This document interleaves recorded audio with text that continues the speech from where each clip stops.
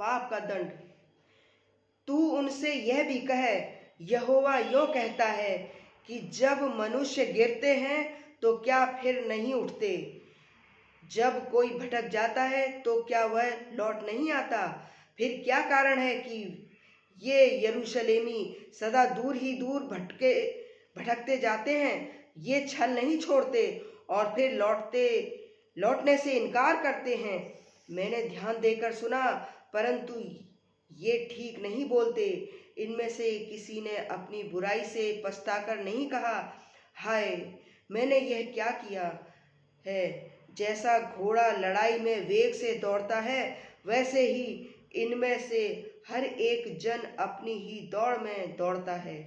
आकाश में लग भी अपने नियत समयों को जानता है, और पंडुकी, सूपा बेनी और सारस भी अपने आने का समय रखते हैं, परंतु मेरी प्रजा यहोवा का नियम नहीं जानती।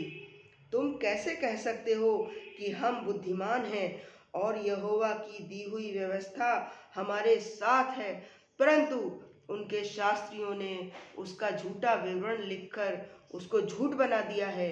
बुद्धिमान लज्जित हो गए, वे विस्मित हुए और पकड़े गए। देखो, उन्होंने यहोवा के वचन को निकम्मा जाना है, उनमें बुद्धि कहाँ रही? इस कारण मैं उनकी स्त्रियों को दूसरे पुरुषों को और उनके खेत उन दूसरे अधिकारियों के वश में कर दूंगा, क्योंकि छोटे से लेकर बड़े तक के सब लालची हैं। क्या भविष्यद्वक्ता, क्या याजक, वे सब के सब छल से काम करते हैं। उन्होंने शांति है, शांति ऐसा कहकर मेरी प्रजा के घाव को ऊपर ही ऊपर चंगा किया, परंतु शांति कुछ भी नहीं है। क्या वे घृणित काम करके लज्जित हुए? नहीं, वे कुछ भी लज्जित नहीं हुए। वे लज्जित होना जानते ही नहीं। इस कारण जब और लोग नीचे गिरें, तब वे भी गिरेंगे। जब उनके दंड का समय आएगा, तब वे भी ठोकर खाकर गिरेंगे। यहोवा का यही वचन है, यहोवा की यह भी वाणी है, मैं उन सबों का अंत कर दूंगा। न तो उनकी दाख लताओं में दाख पाई जाएंगी और न अंजीर के वृक्ष में अंजीर, वरन उनके पत्ते भी सूख जाएंगे। और जो कुछ मैंने उन्हें दिया है, वे उनके पास से जाता रहेगा।